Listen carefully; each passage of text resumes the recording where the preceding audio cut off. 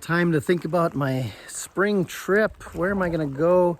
And I thought, I'm going to look back at some of my videos and photos and see kind of the spring hotspots in Yellowstone. So yeah, it was kind of fun putting together. Ryan and I used to go out there quite a bit. I think like 4 years straight in late April, early May. And then we went in the fall for quite a while. Then we went back in the spring and back in the fall. So yeah, so here's some of my favorite spots in Yellowstone in spring. It's a really nice time. LeHardys Rapids. Now, this is a tricky one because it's not always accessible in mid-April to early May. But when you can get through the Hayden Valley, as far as LeHardys Rapids, it's a fun place because there's almost always, in the spring, Harlequin ducks, the most beautiful, arguably the most beautiful duck. Here we are at LeHardys Rapids, Yellowstone National Park. We've got about 8 gorgeous Harlequin ducks out here. But we're going to try something different other than your standard portrait. We're going to get creative. We're going to put our camera on a tripod, do a long exposure, try and create a beautiful flowing water, but keep the duck razor sharp. I've had some success with this technique, but my buddy Ryan, he got an awesome photo. Now, if there's no Harlequin ducks around, there might be mergansers, could be dippers. Yeah, worth checking out. The Madison River Valley is always worth checking out. This is the area between West Yellowstone and Madison. If you're staying in West Yellowstone, it's a no-brainer, but long stretch where the road kind of follows the river and could be anything. As you've maybe seen, there's been tons of photos of a bobcat hunting ducks along this stretch in the winter. Almost always bison. And keep an eye out for river otters. They like to play in the river here. And on this day, we found some more Harlequin ducks. Tough to photograph in the water, tough to get eye level, but they ended up perching on some rocks and preening. We got some fun photos. Keep an eye out for otters in this stretch as well. Why mid-April to early May in Yellowstone? Well, first of all, that's when they start clearing all the roads in the park. Before that, in the winter, only one road is open. So, best to check the website on that for sure. It's a great time because the Grizzlies are just waking up. There's bird migration going on. But you kind of got to remember, some years, a lot of years, it's still kind of like winter. We camp, but you still got to make those advanced reservations. And use the park's website to find out what roads are open. That's critical. Everyone talks about the Lamar Valley, and we have seen some crazy stuff in the valley, but a lot of it is happening too far away for photographers. On this one spring day, we did watch this bison mom guarding a calf that was probably stillborn from some wolves. And, she was kind of kicking at it. she thought it was just sleeping or something, and she wasn't making that connection. And the wolves knew the baby was dead. So, this was a mile away. This was with stacked teleconverters and cropped, as you can see. But just interesting behavior to watch. Now, the part of the Lamar Valley we prefer is beyond Soda Butte. Things get a lot more interesting. We are in Yellowstone National Park. It is late April. Still winter in a lot of parts of the park. This is Pebble Creek, great spot for dippers. I was looking for photos. I can't find my dipper photos. Maybe they were taken in the fall, because once again, we're talking about spring here. We had a fun encounter with some bighorns, and they obligingly cracked horns. And that was one of those moments where I was like, oh, should I be shooting video, photos? I went with the photo option. You're up pretty high in elevation, so you can get Clark's Nutcrackers. Named after Clark of Lewis and Clark fame. They found it on their expedition osprey fishing along the river. So definitely worth doing, although the big part of the valley is sometimes quite slow. I'll be honest, I have not been back since the big floods a few years ago, and so now the old Gardner Road, I believe, is the new route up into the park from the north entrance. But I'm sure you can still access a lot of the same spots.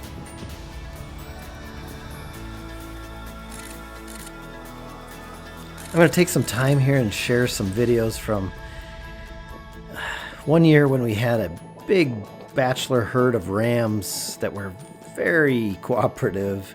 This is just south of Gardner, but in the park. Had to hike in quite a ways.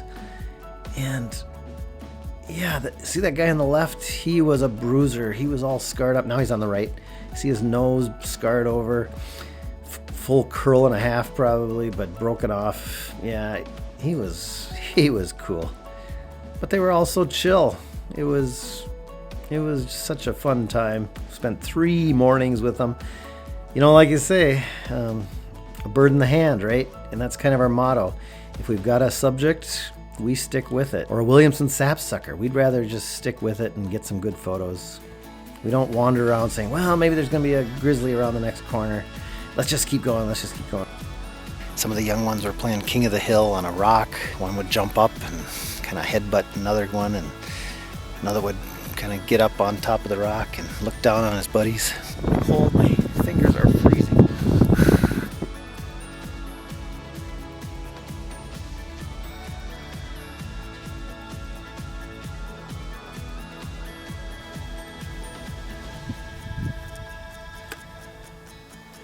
Morning.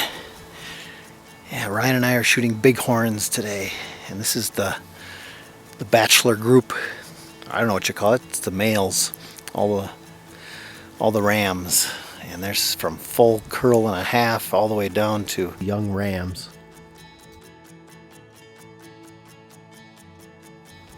They're interesting because they really don't care about humans. They really ignore us, and so it's fun to see animals behaving naturally like they would 300 years ago. And I think these bigger rams on the left were showing this younger ram they're still in charge here. Yeah, they were just reminding him he's not quite there yet.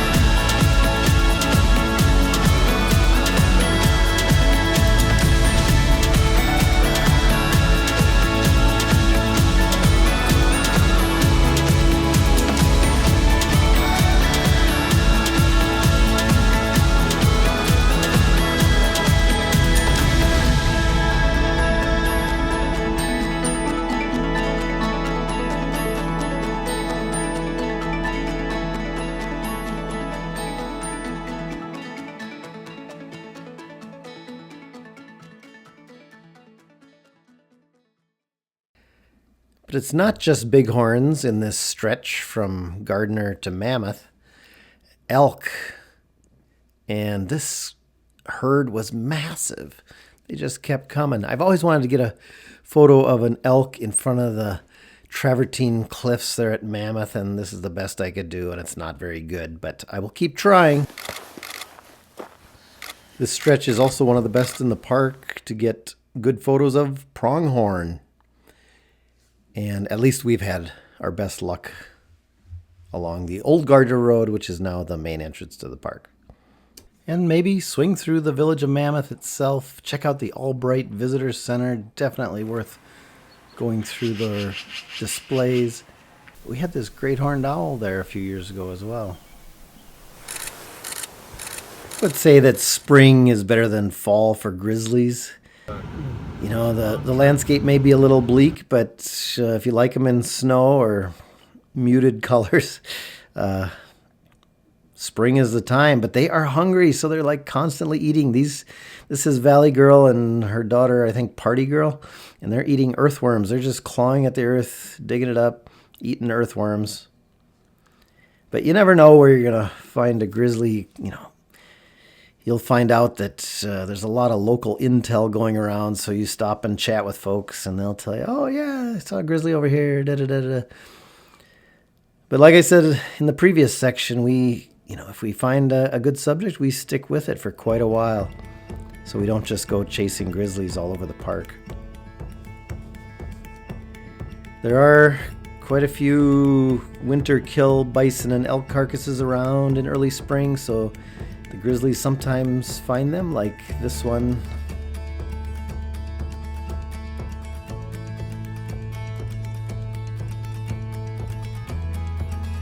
We've got a grizzly right there. See him? He's laying down, eating. A little boring right now, but who said wildlife photography was exciting all the time?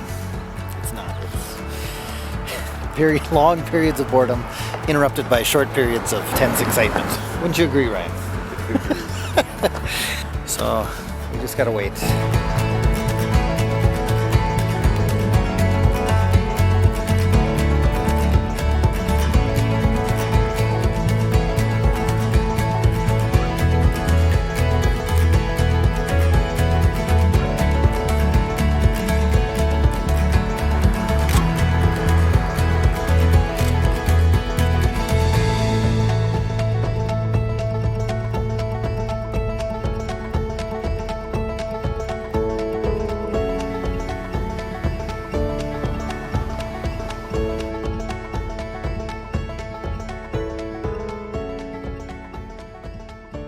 Remember, the whole goal in Yellowstone is not to alter the wildlife's normal behavior, and so you must stay 100 yards from bears and wolves and 25 yards from every other wildlife.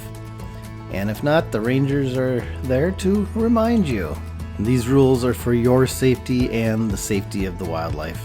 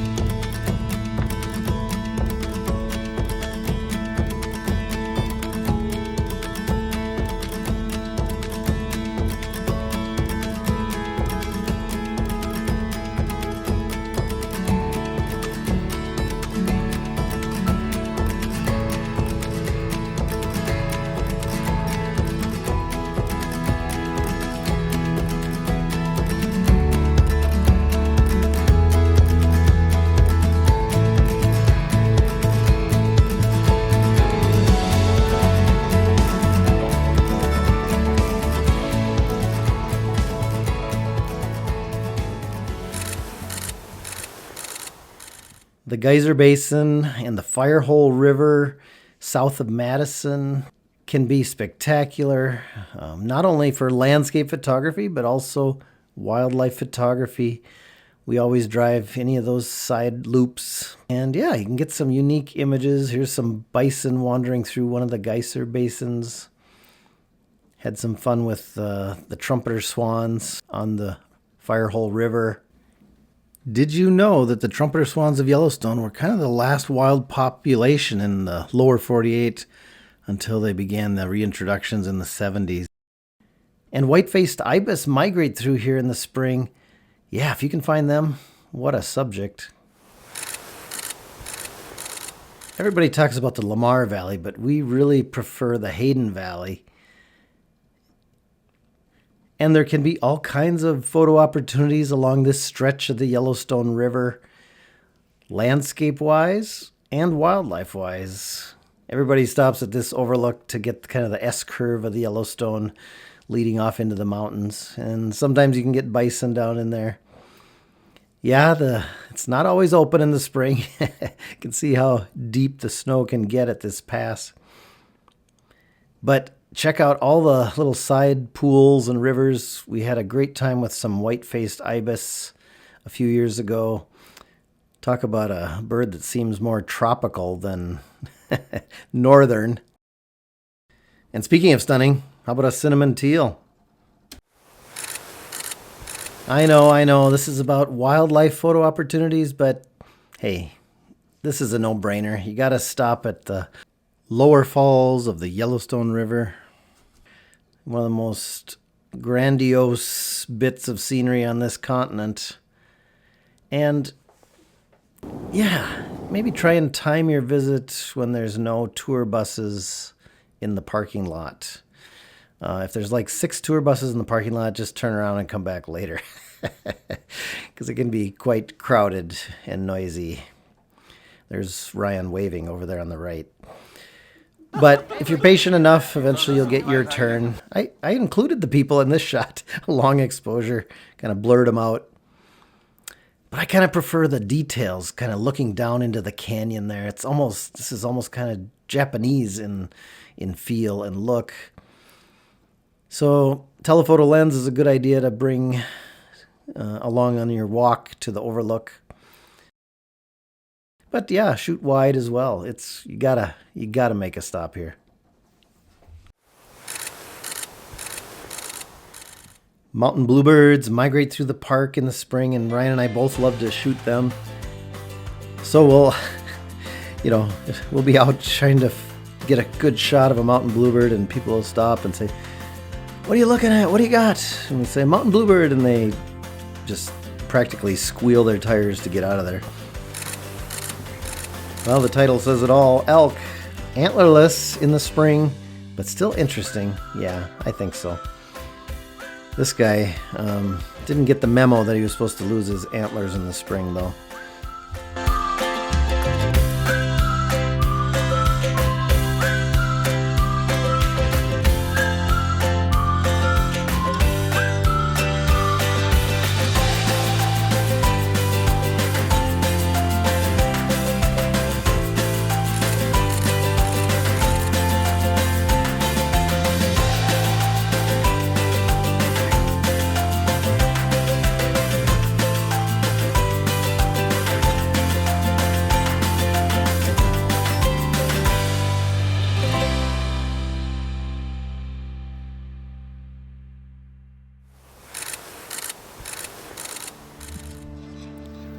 Before we get to the adorable black bear cubs at the end, there's lots of other wildlife in Yellowstone that you may run across. A lot of people poo-poo coyotes, and we always stop for coyotes because they can be very entertaining. And of course, we're always waiting for that pounce photo. I've gotten one good one.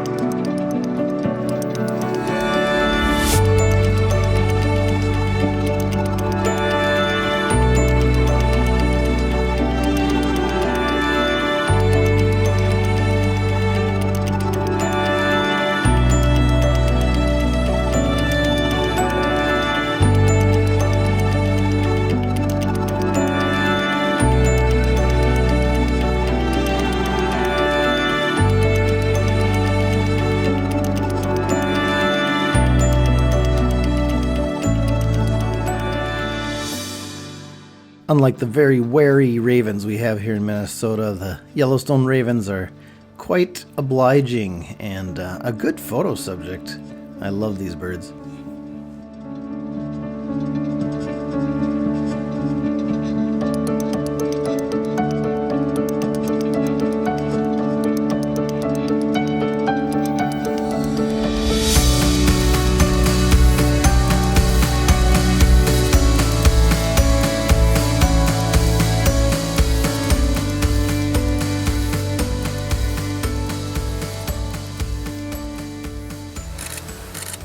Ah, the ever-present bison. Yes, they are abundant in Yellowstone, and you often see them this way in a bison jam on one of the roads. So, you know, once you get a good portrait of a bison, it's kind of hard to figure out how to take an interesting or creative photo. You know, you can do the head-on look and look for those frosty bison. I kind of like converting them to black and white because they look pretty cool in black and white. Or I tried with a f2 lens to get a super shallow depth of field. Kind of like it, yeah. Another head-on shot makes them look very menacing, getting low. Details of their awesome fur. Brown-headed cowbird on the back of a bison. That's a winner. Maybe put them out in the landscape. Bison in the landscape shot. You saw this one before at one of the Geyser Basins. And this one, I kind of like. I just framed it between two white-barked aspen trees. But you definitely have to work at it to make an interesting bison photo. Have you heard the term red dogs? Well, that's what the baby bison are called. They're very reddish in color, and late April, early May, the calves are out and about. And it's hard to get a good photo of them, but they're so fun to watch, frolicking around with their moms.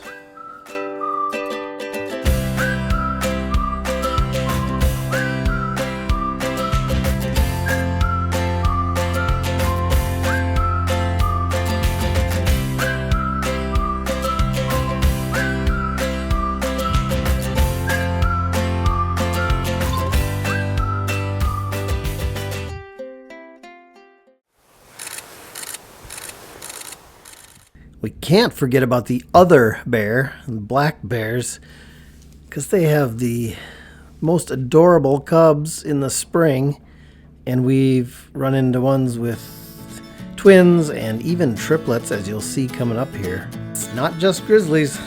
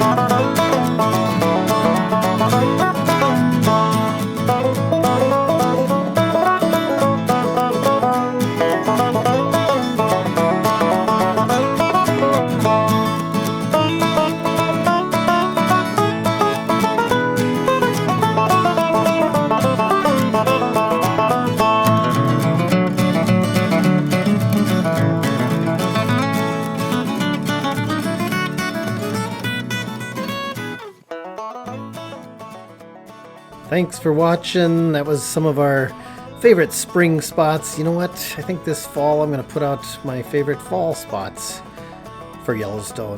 Kind of that October time frame when we usually go.